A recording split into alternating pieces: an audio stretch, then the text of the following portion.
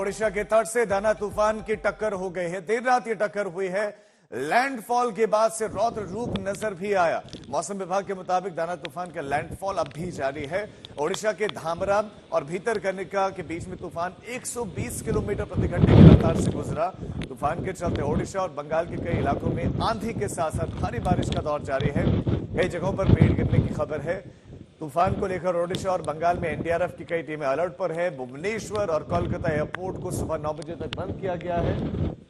तो लगभग 500 से ज्यादा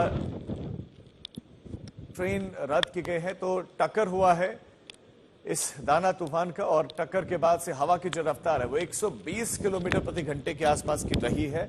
और अब धीरे धीरे बताया जा रहा है कि इसमें अब कमी आएगी और कुछ ही घंटों के बाद दाना तूफान के शांत होने की भी उम्मीद है। लेकिन जब ये दाना तूफान आया और जब इसकी टक्कर हुई तो उसके बाद आप देखेंगे कि क्या तस्वीरें सामने आई। हम आपको कुछ तस्वीरें दिखा रहे हैं। तेज हवा चल रही है। ये आंधी 120 किलोमीटर प्रति घंटे की रफ्तार से चल रही है और समुद्र में बड़ी बड़ी ऊंची ऊंची उठती हुई लहरें नजर आए हैं। कई जगहों पर सड़कों पर इस आंधी इस तूफान के चलते पेड़ गिर गए, जिसके बाद टीम लगी रही इन पेड़ों को सड़क से हटाने में। वहीं रेस्क्यू टीमें रात भर अलर्ट मोड पर रही और तैयार रही। एनडीआरएफ की टीमें पहले ही तैनात कर दी गई थी। वहीं दूसरी तरफ पश्चिम बंगाल की मुख्यमंत्री ममता बनर्जी कंट्रोल रूम से खुद ही हालात का जायजा ले रही थी, खुद निरीक्षण कर रही थी दाना तूफान का। तो वहीं ओडिशा में भी यही देखने को मिला। खुद अधिकारियों के साथ मुख्यमंत्री ने निरीक्षण किया। तो लाखों लोग इससे प्रभावित हुए क्योंकि अपने घरों को छोड़कर उनको दूसरी जगहों पर शिफ्ट किया गया। दीघा में भी तूफानी हवाएं चले, जिससे चलते वहां भी बड़े बड़े पेड़ गिर गए।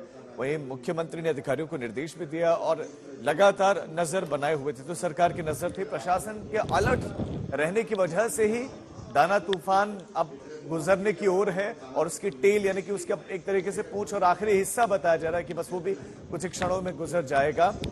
और मुस्तैदी के चलते ही जान का नुकसान नहीं हुआ है। हालांकि कुछ जगहों पर बताया जा रहा है कि कच्चे मकान जरूर गिरे, लेकिन अब जैसे ही तूफान गुजरेगा उसके बाद आकलन शुरू होगा। प्रशासनिक टीम मौके पर जाएगी, निरीक्षण करेगी कि क्या नुकसान इससे हुआ है।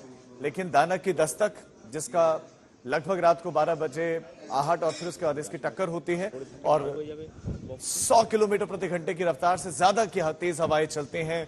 ओडिशा और पश्चिम बंगाल में ये हवाएं चल रही हैं और इस समय भी चल रहे हैं। कई जगहों पर पेड़ गिरे हैं।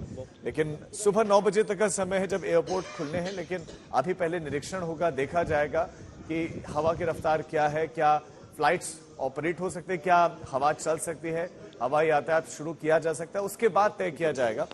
संवेदनशील जगहों से लोगों को पहले ही निकाल दिया गया था और केंद्रपाड़ा में शेल्टर होम भी बनाया गया था जहां पर लोग रह रहे थे। लेकिन अब राहत की बात यह है कि ये टकरा चुका है और अभी इस समय भी इसका असर है, क्योंकि ये टक्कर ऐसी नहीं है कि कुछ क्षणों के लिए या कुछ मिनटों के लिए या कुछ घंटों के लिए। दरअसल एक लंबा अंतराल तक, कई घंटों तक ये टक्कर होती है और ये गुजरता है और ये अपना समय लेता है और उसके बाद एक कमजोर पड़ता है, धीरे धीरे कम होता है। ओडिशा की बात करें, धामरा में साइक्लोन दाना का प्रभाव और अशांत समुद्र, एकाएक उसमें तेज उफनती लहरें नजर आए। फिर बारिश का सिलसिला देखा। मुख्यमंत्री मोहन चरण मांझी के उन्होंने खुद जो है कंट्रोल रूम से निरीक्षण भी किया।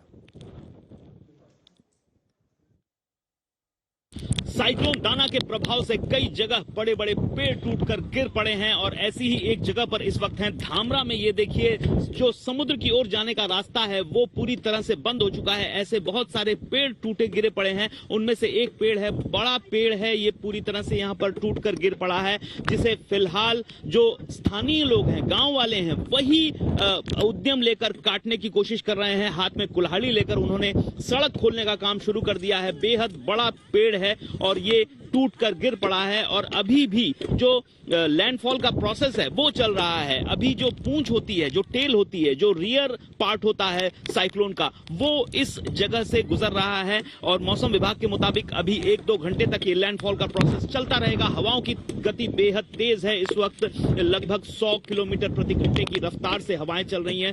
सामने भी कई पेड़ गिरे पड़े हैं और ऐसे में जो खबर आ रही है, सूचना आ रही है यहाँ पर धामरा में, भीतरकनिका में, इन दो जगहों पर जहां पर लैंडफॉल हुआ है वहां पर कई पेड़ टूट गए हैं। भद्रक जिले में नुकसान हुआ है जहां पर बहुत सारे पेड़, साइन बोर्ड वगैरह टूट गए हैं। इसके अलावा कोस्टल इलाकों में भी खासतौर पर पेड़ों के टूटने की सूचना आ रही है और इस वक्त जगह जगह टीमें पहुंचने का काम कर रही हैं। कुछ जगह तो स्थानीय लोग ही काम पर जुट गए हैं।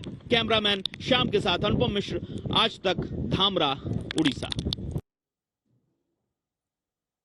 हमारे संवाददाता अनुपम की रिपोर्ट आपने देखी और आपने हवा का अंदाजा लगाया होगा कि विशालकाय पेड़ कैसे सड़क पर गिरा हुआ है। और यही स्थिति भद्रक में भी बताया जा रहा है, देखने को मिली, जैसा कि हमारे संवाददाता जिक्र भी कर रहे थे, जहां पर खंबे भी, कुछ जगहों पर पेड़, कुछ जगहों पर होर्डिंग बताया जा रहा है कि गिरी है। वहीं नजर लगातार थी, अधिकारियों की नजर थी, खुद मुख्यमंत्रियों की नजर थी। दो प्रदेश जो कि इससे प्रभावित सबसे ज्यादा अभी भी है, उसमें पश्चिम बंगाल है, उसमें ओडिशा है, और दोनों ही राज्यों के मुख्यमंत्री हालात पर नजर बनाए हुए थे।